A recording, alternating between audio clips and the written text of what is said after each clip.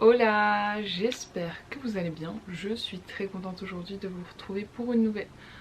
Ah oui, ça commence direct, la lumière elle change. Tant pis. Je le disais, je suis très contente aujourd'hui de vous retrouver pour une nouvelle vidéo qui va être un petit peu tout de même intime, disons-le, puisqu'on va parler de mon histoire un petit peu avec les troubles du comportement alimentaire et notamment l'hyperphagie. C'est quelque chose dont je vous avais parlé très brièvement dans mon bilan de l'année 2021 où je vous disais que je m'étais débarrassée de mes crises d'hyperphagie. Et du coup on va en parler un petit peu plus juste maintenant. Mais avant de commencer cette vidéo, comme d'hab, si tu n'es pas encore abonné, je te conseille de t'abonner tout de suite pour voir les prochaines vidéos. Et également tu peux me rejoindre sur Instagram juste ici, où je vous partage régulièrement mes séances, des exercices de sport, des recettes, bref, de la motivation. Et c'est très cool. Et du coup, on va déjà commencer par définir un petit peu ce qu'est l'hyperphagie.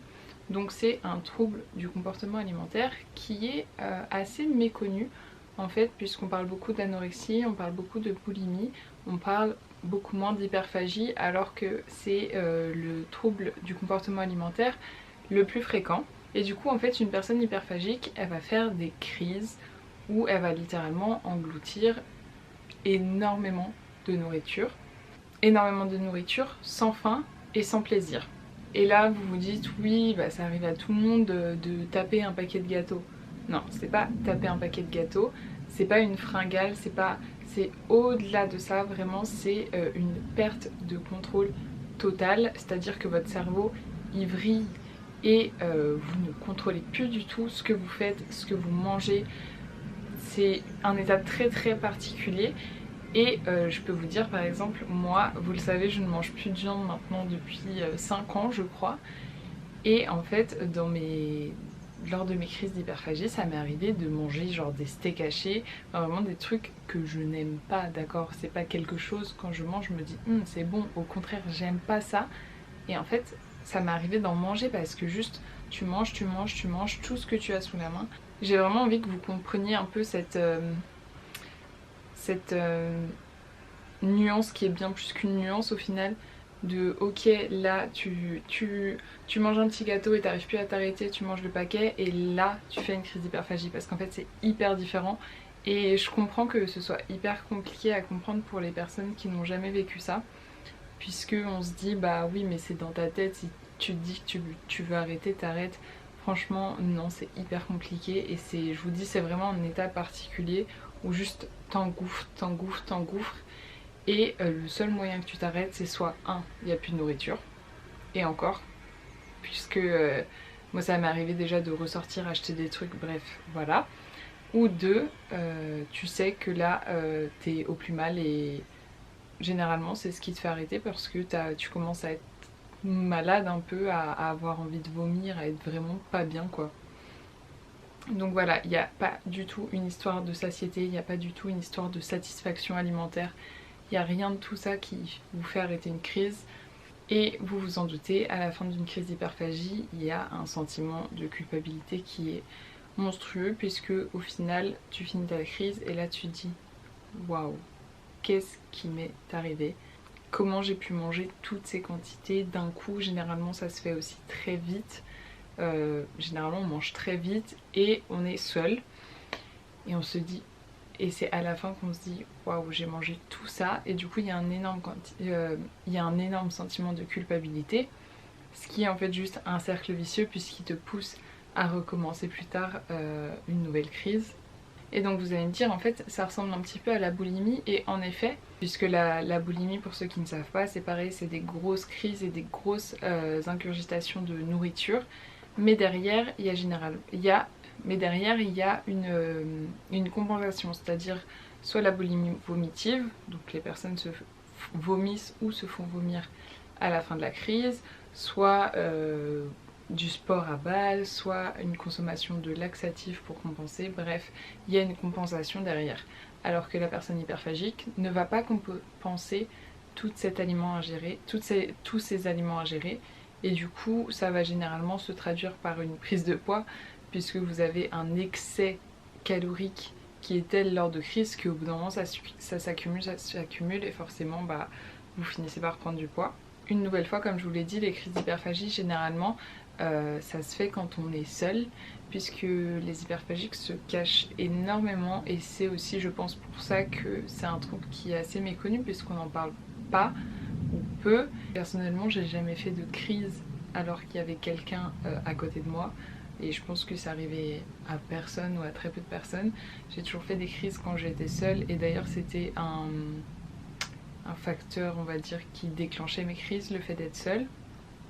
Et également souvent il y a ce truc de cacher un peu tout ce que tu as mangé, type si vous finissez des paquets, bah tu les mets pas dans la poubelle à la vue de tout le monde, mais tu vas les jeter plus loin, ou tu les gardes cachés, tu les jetteras plus tard. Enfin une nouvelle fois je pense que les personnes qui ont déjà connu ça comprendront ce que je veux dire. Et voilà en gros pour ce qu'est l'hyperphagie. J'espère que c'est quand même clair pour vous, pour les personnes qui ne connaissent pas ce trouble. Et j'espère que vous comprenez que c'est pas juste une envie de manger, parce que généralement il n'y a pas d'envie, c'est vraiment des pulsions qui sont juste pas contrôlables.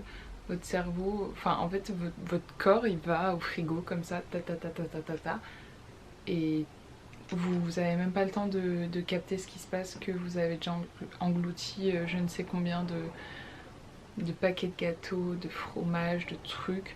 Moi je sais que mes crises elles étaient plus portées sur le salé, puisque de toute façon moi j'ai plus une appétence pour le salé, donc je pense que c'est pour ça. Mais il y a des personnes qui sont très portées sur le sucré, donc qui vont vraiment dégommer les paquets de gâteaux, les tablettes de chocolat et tout. Mais du coup comment on peut sortir de l'hyperphagie, comment on peut vaincre ce trouble?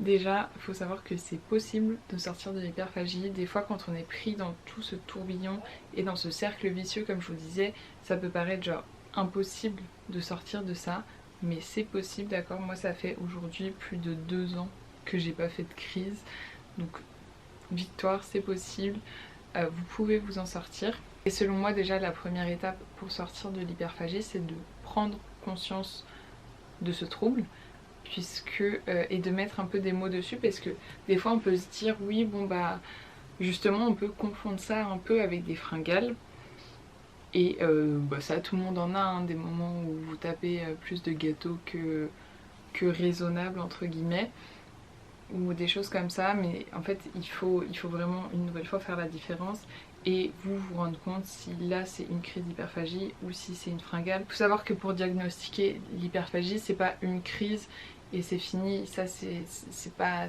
grave si ça vous arrive une fois, c'est des choses qui sont récurrentes, et puis voilà, c'est important d'en prendre conscience déjà si vous voulez en sortir.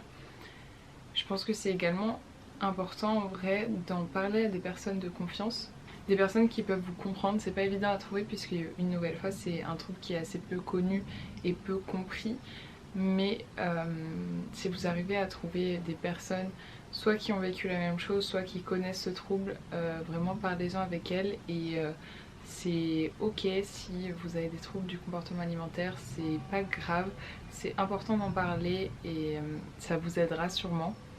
D'ailleurs en parler ça peut également vous aider à identifier en fait la raison de ce trouble. Généralement pour les troubles du comportement alimentaire il y a toujours une raison qui a causé ça, donc ça peut être un mal-être psychologique, un mal-être physique, il faut trouver ça ou ces raisons, pourquoi vous êtes tombé là-dedans. Il y a des personnes à qui ça aide en fait de traquer juste les crises, donc quand vous faites une crise, vous écrivez ok là j'ai fait une crise, qu'est-ce qui s'est passé avant, vous repensez à votre journée, qu'est-ce qui a pu trigger un peu la crise, et du coup ça vous permettra un petit peu d'identifier dans quelles conditions vous faites la crise et donc éventuellement les choses qui les a provoquées.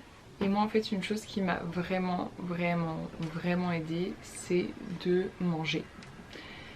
Vous allez vous dire hein, c'est un peu contradictoire puisque l'hyperphagie justement tu fais que ça de manger, mais en fait je faisais pas du tout que ça de manger. Alors effectivement lors de mes crises je mangeais énormément, mais à côté de ça je faisais quand même très attention à mon alimentation, et c'est selon moi ce qui a trigger justement mes crises, c'est que je me suis trop restreinte et au final mon corps avait besoin de nourriture, donc mon corps faisait en sorte de recevoir de la nourriture de par ces crises d'hyperphagie.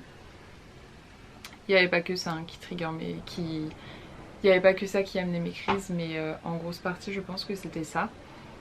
Et donc en fait moi ce que j'ai fait c'est de veiller à ce que je mange assez et de donner tout ce dont mon corps avait besoin. Donc j'ai même compté mes macros pour être sûre que je mange assez de protéines, assez de lipides.